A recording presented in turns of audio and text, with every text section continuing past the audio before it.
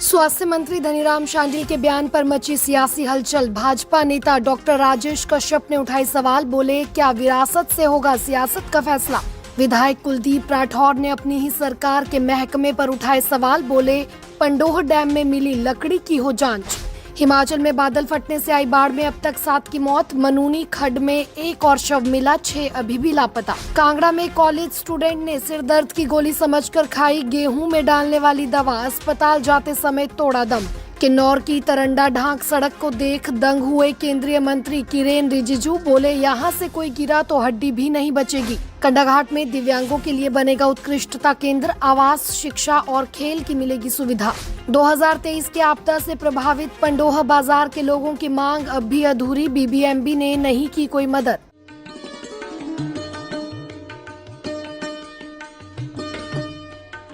हरित ऊर्जा राज्य के लक्ष्य को हासिल करने के लिए हिमाचल तीव्र गति से अग्रसर है। 680 करोड़ रुपए की राजीव गांधी स्टार्टअप योजना के तहत युवाओं को ई टैक्सी खरीदने पर 50% सब्सिडी दी जा रही है और ई टैक्सियां सरकारी विभागों, निगमों, बोर्डों और अन्य संस्थाओं में लगाई जा रही है। प्रदेश में 10,000 परमिट देने की प्रक्रिया जारी है। टाटा टियागो गड्डी है जी, ਇਹ ਸਾਡੀ IPH ਡਿਪਾਰਟਮੈਂਟ ਵਿੱਚ ਲੱਗੀ ਹੈ ਜੀ ਐਕਸੀਅਨ ਸਾਹਿਬ ਨਾਲ। ਤਾਂ ਇੱਕ 50,000 ਰੁਪਇਆ ਫਿਕਸ ਇਨਕਮ ਜੋ ਸਾਨੂੰ ਹਰ ਮੰਥ ਆਣੀ ਹੈ, ਉਹਦੇ ਵਾਸਤੇ ਮੈਂ ਸਰਕਾਰ ਦਾ ਬਹੁਤ ਹੀ ਧੰਨਵਾਦ ਕਰਦਾ ਹਾਂ ਜੋ ਕਿ ਸਾਨੂੰ ਇੱਕ ਬੇਰੁਜ਼ਗਾਰ ਹੋ ਕੇ ਉਹਨਾਂ ਨੇ ਇੱਕ ਸਰਕਾਰ ਦੀ ਲੜੀ ਨਾਲ ਸਾਨੂੰ ਜੋੜਿਆ ਹੈ ਜੀ। और पर्यावरण मेन पर्यावरण शुद्ध रखने वास्ते डीजल पेट्रोल का जो पोल्यूशन होता है जी, उहदे वास्ते बहुत अच्छी पहल है जी। हिमाचल पथ परिवहन निगम द्वारा 412 करोड़ रुपए की लागत से 297 इलेक्ट्रिक बसों की खरीद के लिए टेंडर जारी किए गए हैं और 124 करोड़ रुपए की लागत से चार्जिंग स्टेशन स्थापित किए जा रहे हैं। इसके अतिरिक्त इस वित्त वर्ष में 500 और ई बसें खरीदी जाएंगी। पर्यटन विकास निगम के 65 सरकारी होटलों में ई चार्जिंग स्टेशन स्थापित किए जा रहे हैं। 44 निजी होटलों में ई चार्जिंग स्टेशन स्थापित किए जा चुके हैं। प्रदेश के 6 ग्रीन कॉरिडोर में सरकार PPP मोड पर 41 चार्जिंग स्टेशन स्थापित करने जा रही है। प्रदेश अक्षय ऊर्जा का सर्वोत्तम दोहन सुनिश्चित कर रहा है। 32 मेगावाट की पेखुबेला सौर ऊर्जा परियोजना रिकॉर्ड समय में जनता को समर्पित की गई। जिला ऊना में 10 मेगावाट की अघलोर और 5 मेगावाट की भंजाल सौर ऊर्जा परियोजनाएं इस दिशा में प्रदेश के बढ़ते कदमों को प्रदर्शित कर रही हैं। सौर ऊर्जा मुहिम को जनजातीय क्षेत्रों तक ले जाते हुए 250 किलोवाट से 1 मेगावाट तक के सौर ऊर्जा संयंत्र के लिए 5% ब्याज उपदान की सुविधा दी जा रही है। पांगी घाटी के धनवास में लगभग 10 करोड़ 50 लाख रुपए की लागत से निर्मित होने वाला 1 मेगावाट क्षमता का सौर ऊर्जा संयंत्र क्षेत्र के लोगों को निर्बाध बिजली की आपूर्ति सुनिश्चित करेगा। चंबा में 14 करोड़ रुपए की लागत से ग्रीन हाइड्रोजन मोबिलिटी स्टेशन और जिला सोलन के नालागढ़ में ग्रीन हाइड्रोजन प्लांट निर्मित किया जा रहा है। नमस्कार, पंजाब केसरी देख रहे सभी दर्शकों का स्वागत है। मैं हूं दीक्षा शर्मा, लेकर हाजिर हूं प्रदेश की तमाम बड़ी खबरें। डालिए नजर हिमाचल पर।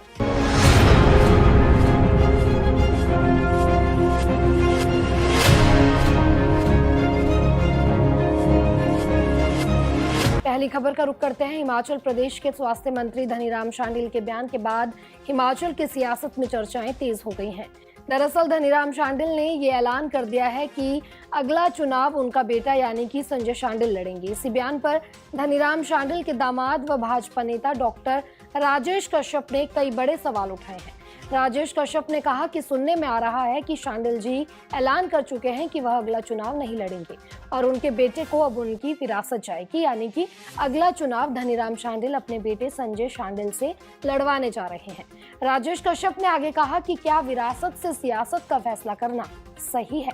उन्होंने कहा कि अगर ये बयान मंत्री धनीराम शांडिल ने दिया है तो ये न सिर्फ आश्चर्यचकित करने वाला है बल्कि अलोकतांत्रिक भी है। क्या कहा राजेश कश्यप ने, आइए सुनिए। ये बड़ा आश्चर्यचकित करने वाला जो बयान है आदरणीय कर्नल धनीराम शांडिल जी का आया है कल, जो कि सोलन से विधायक भी है, मंत्री भी है। खैर, मैंने बयान उनका देखा नहीं है कि उन्होंने जो है अपने पुत्र संजय शांडिल को यहाँ से नेक्स्ट कांग्रेस का उम्मीदवार जो है घोषित किया है। ऐसी कोई मैंने वीडियो तो नहीं देखी, लेकिन फिर भी जो अखबारों में खबर आई है ये मैं समझता हूँ काफ़ी जो है आश्चर्यजनक भी है और अलोकतांत्रिक भी है। आश्चर्यजनक इसलिए कि एक जो मंत्री है वो खुद अभी अपने आप बहुत बड़ी पोस्ट पे बैठे हैं और ऐसा बयान देना, मैं समझता हूँ या तो वो किसी प्रेशर के अंडर है या कोई जो है मेरी समझ से बाहर है कि इसको किस तरह से जो है वो बयान किया जाए। लेकिन अलोकतांत्रिक मैं इसलिए कह रहा हूँ क्योंकि कांग्रेस की जो नीति रीति रही है वो इसी तरह की पहले से रही है। कांग्रेस में कोई भी जो है कार्य आज की डेट में जो हो रहे हैं, एक तो उनकी अपना कोई आजकल कोई अध्यक्ष भी नहीं है, उनकी कोई समितियाँ भी नहीं है, और अगर ऐसा डिसीजन एक इतने सीनियर मंत्री लेते हैं तो ये नेचुरली ये बहुत बड़ा आश्चर्यजनक है ही।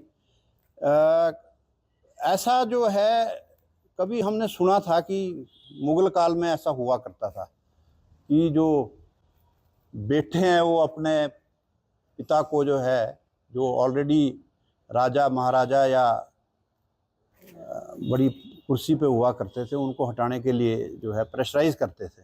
अभी कुछ दिन पहले नीरज भारती जी ने भी इसी तरह से, जो मंत्री जी हैं चंद्र कुमार जी, उनके ऊपर भी इसी तरह का प्रेशर क्रिएट किया था।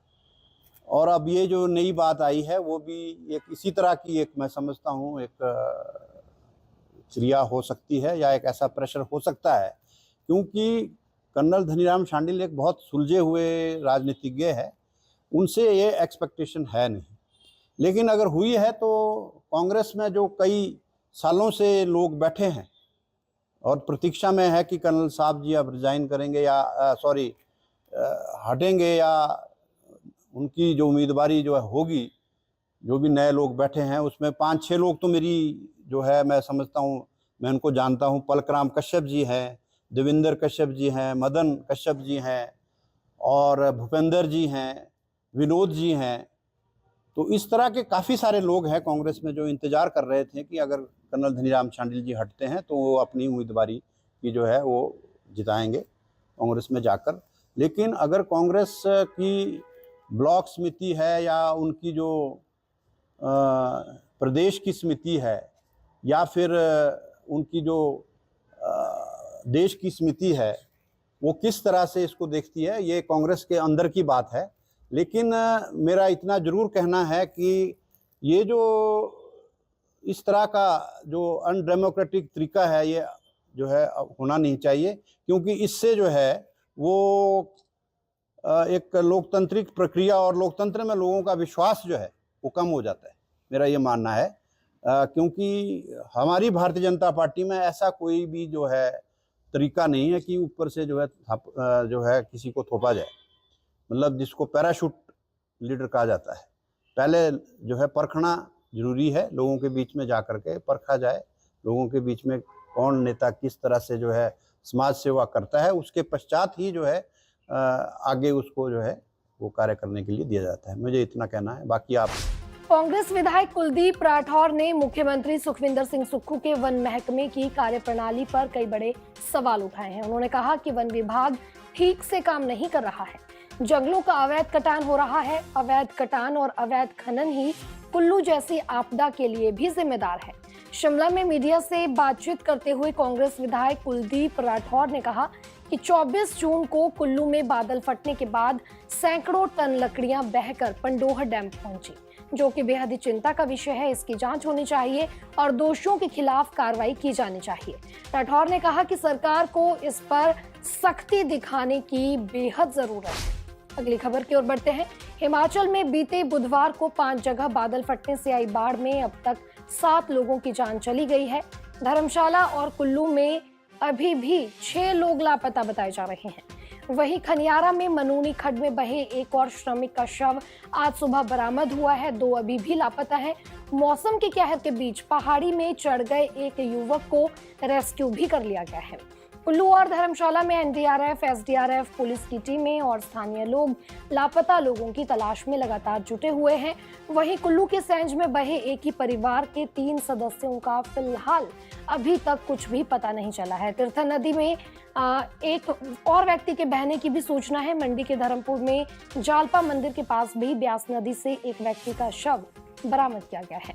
बढ़ते अगली खबर की ओर। कांगड़ा में कॉलेज स्टूडेंट की मौत का मामला सामने आया है। मृतिका ढलियारा कॉलेज में बीए सेकेंड ईयर की स्टूडेंट थी। एसपी देहरा मयंक चौधरी के अनुसार स्टूडेंट को मृत अवस्था में देहरा सिविल अस्पताल ले जाया गया था। जांच में पता चला कि मृतिका ने गलती से गेहूं डालने वाली जहरीली दवा का सेवन कर लिया था। बता दें कि यह घटना प्रागपुर के गढ़मसोट गांव की है। परिजनों ने बताया कि गुरुवार को स्टूडेंट को सिर में दर्द था। उसने घर में रखी खाद्य अनाज की जहरीली दवा को सिर दर्द की दवा समझकर खा लिया। दवा खाते ही उसकी तबीयत बिगड़ने लगी, उल्टियां होने लगी। परिवार वाले उसे पहले गरली अस्पताल ले गए, वहां उसे टांडा मेडिकल कॉलेज रेफर किया गया। रास्ते में ही उसकी हालत जो है वो ज्यादा खराब हो गई, जिसके बाद उसे देहरा अस्पताल लाया गया। डॉक्टरों ने उसे वहां पर मृत घोषित कर दिया। इस खबर को दिखाने का मकसद सिर्फ यही है कि दवाई खाते वक्त ये जरूर चेक कर लीजिए कि आप सही दवाई ले भी रहे हैं या नहीं।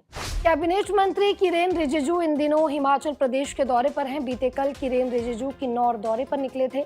इस दौरान दुनिया की सबसे खतरनाक सड़क से गुजरते हुए वो काफी दंग रह गए। किन्नौर की तरंडा ढाक से किरेन रिजिजू का काफिला जब गुजरा तो वो हैरान हो गए। इस दौरान उन्होंने यहाँ का वीडियो भी शेयर किया। गाड़ी में मौजूद शख्स से बातचीत में मंत्री किरेन रिजिजू कहते हैं कि अगर यहाँ पर कोई गाड़ी सड़क से गिर जाए तो हड्डी भी नहीं मिलेगी। इस पर दूसरी ओर से शख्स कहता है कि यहाँ पर जब कोई गाड़ी खाई में गिर जाती है तो उसकी रिकवरी भी नहीं हो पाती। रिजिजू का ये वीडियो सोशल मीडिया पर खूब वायरल हो रहा है। भारत सरकार में कैबिनेट मंत्री किरेन रिजिजू की आवाज में वो डर भी साफ सुनाई दे रहा है। हालांकि जब वो कार्यक्रम स्थल पर पहुंचे फिर जाकर उन्होंने राहत की सांस ली। किन्नौर पहुंचने पर उनका भव्य स्वागत किया गया। वहीं उनके दिल को सुकून तब मिला जब उन्होंने किन्नौरी व्यंजनों का स्वाद चखा। भयानक है, कंटिन्यूअसली पूरा काटा हुआ है ना पहाड़। अगर यहाँ से स्लिप होके गिर गया तो जिंदा तो छोड़ दीजिए, हड्डी भी नहीं मिलेगा, रिकवरी नहीं होती। गाड़ी बड़ी बंदे ना गायब ही हो जाते हैं। बहुत ही पीछे बहुत बड़ा बोर्ड भी लगा हुआ था कि the water flow is much faster than it looks, so please don't venture near the water.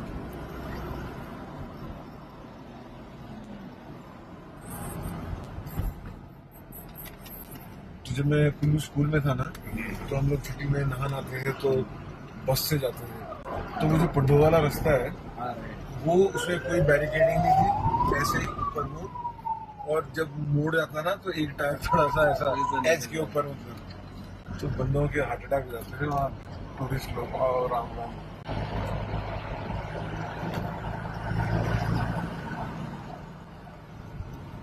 लेकिन इतना यहाँ शोर है कि लैंडस्लाइड नहीं, पत्थर पत्थर है ना पूरा, कोई शक्का ही नहीं है।